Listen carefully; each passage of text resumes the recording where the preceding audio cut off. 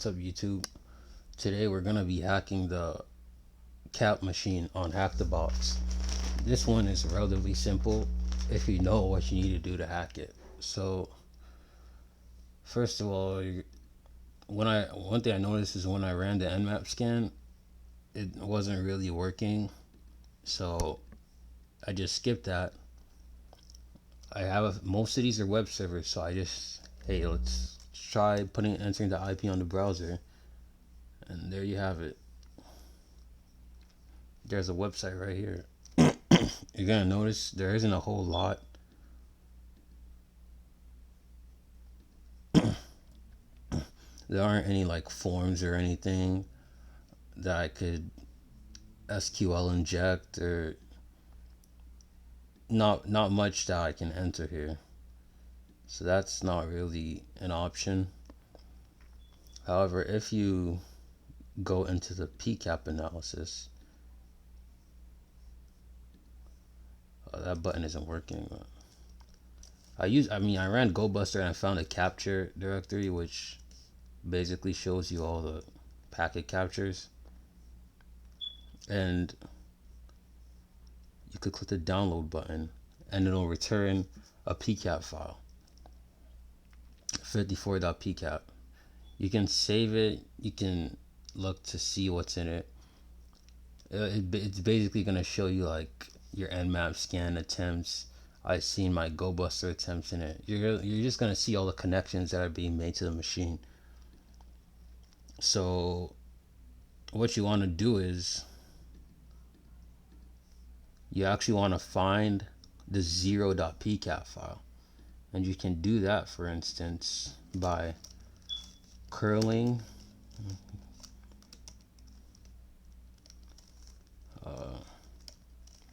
10.10.10.245 plus captures. Hold on. Well, it's not slash captures, slash data slash 0.pcap.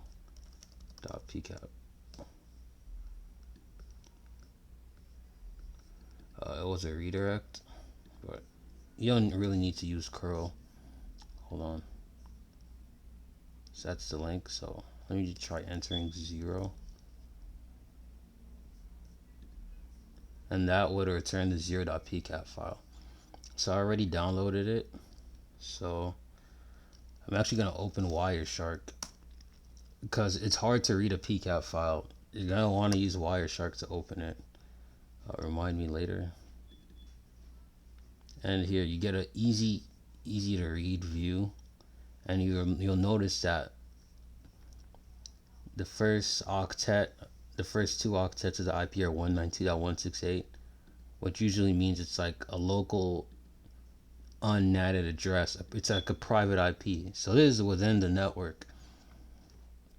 So you're gonna notice here, you're gonna see some FTP communications. We're gonna see, oh look, you're gonna notice this line right here has a password.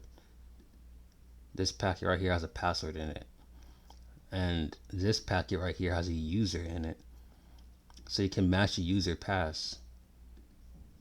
This is an FTP. These are FTP credentials. So usually on Linux or whatever, there's a FTP command line utility, a command line tool. However, I don't have that. If you're on Mac, for instance, you can open Finder, click Go, connect to server. You're gonna notice I already did it right here.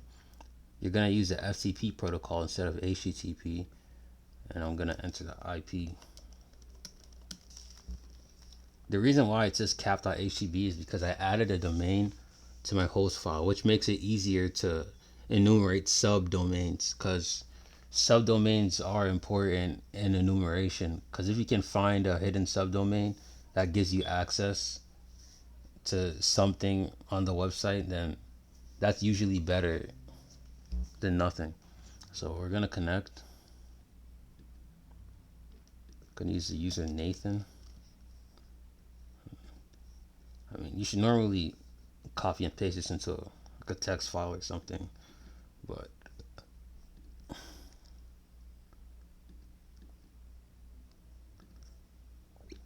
uh, sheesh. All right, hold on.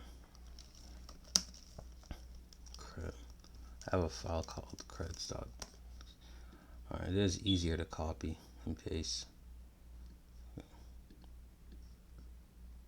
So I'm gonna copy this, paste this, connect, and you're gonna notice there's a user.txt. You can open that, get the user file, post the flag into HackTheBox, and you've got the user. Now to actually gain root,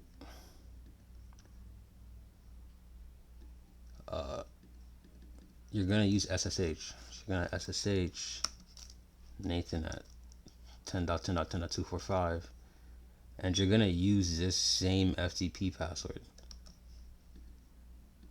It's generally, whenever you find any password, it's generally a good idea to see where else you can use it. Like try anywhere else. Even if this wasn't the SSH password, we'll probably find it somewhere else. But it's better to try than to just rule it out. And it actually works. So you're in the machine. Normally this is where I run linpeas. I'm pretty sure that's still my linpeas download. I don't think the machine has been reset since then, but yeah. I always use like WinPeas or linpeas to enumerate for Privesc because it's just easy to read. So we're actually gonna run linpeas, and it's just scanning to see. Usually anything with red or red with a yellow background is like something you should look at. Alright, so I just control F'd it. I found the capabilities. You're gonna notice that Python 3 has a set UID capability, which means Python 3 has a permission to use set UID. Capabilities are like permissions, but it's a lot more specific. Like you can control specific shit. So it's not as general as read, write, execute. If you want like more fine control over what Python can do, it's not like you just give it execute permissions. You can control if it can set UID. Cabnet bind service, I think, means you allow it to bind to an interface and listen on it. Cabnet raw, I think, allows it to send certain IP packets. This is on ping, so yeah, ping needs to be able to send ICMP packets, so it needs CapNet raw capabilities. So it's like permissions but more specific. So since Python 3 has set UID capabilities, we're actually gonna use it. I'm gonna Control C on linpiece. Alright, fuck it. I don't need it. I'm just gonna SSH again. Hold on.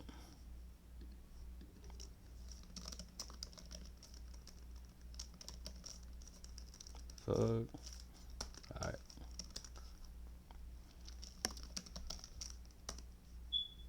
Bucket hat for me. Alright. We're gonna put in the password right here. So we know that. Oh shit, I must have copied and pasted it wrong. Yeah, I missed the exclamation point. So we know that Python 3 has set UID capabilities. So obviously we're gonna use that to try to set UID to 0 or root. So I'm gonna enter Python 3. You can use like Python-C or whatever to execute a script, but I'm just gonna say Python 3 to get an interactive shell so we can go through this step by step. So what we're gonna do is we're gonna import OS. Oh, the OS module in Python has a lot of operating system functions. So you can, it basically allows you to do operating system commands. So it's like bash on Python. You can use Python to do whatever the shell can do. So we're gonna import OS, and the OS happens to have a very useful function called setUID. So we're gonna use that. os.setUID 0. And to do that, to verify if I actually have the effective UID of 0, I'm gonna run os dot system who am I root, or you can use os dot system ID. Hold on. My UID is root. My GID is Nathan. So this means that my UID is effectively root. So I'm basically masquerading as root. And since os.system lets you call any shell command, ironically, it also lets you call bash. You could just like change directory and you could do all that shit in Python, but I rather enter bash because I feel like it's easier. So you're gonna see I ran bash. Now I actually have a root shell within from the Python set UID. So in my environment, my UID is still 0. So as long as I'm in this shell, I'm basically root. Who am I? Root. So I'm gonna cd /root.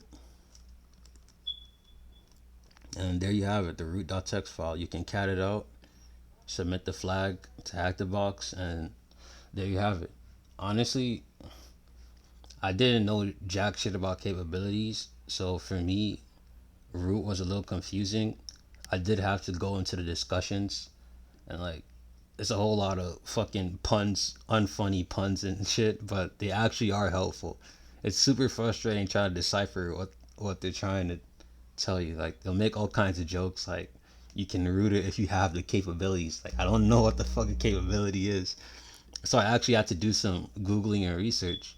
And once I figured out what it is, it was straightforward from there. So I definitely say like I learned some. It's a simple machine. It really didn't take much. It didn't really take much at all, but I personally learned some from it. And you're gonna notice in the discussions for this machine, it's a lot of people saying it's easy, way too easy, but easy is subjective. Straightforward, yes, it's objectively straightforward and simple, but I still learned some because I didn't know anything about capabilities before I did this box. And I learned about capabilities because I needed to learn about it to root this box. So that's just some food for thought. And with that, I'm gonna I'm gonna end this video on that note. Like, have a good day, guys. See you later. Don't forget to like and subscribe. Peace.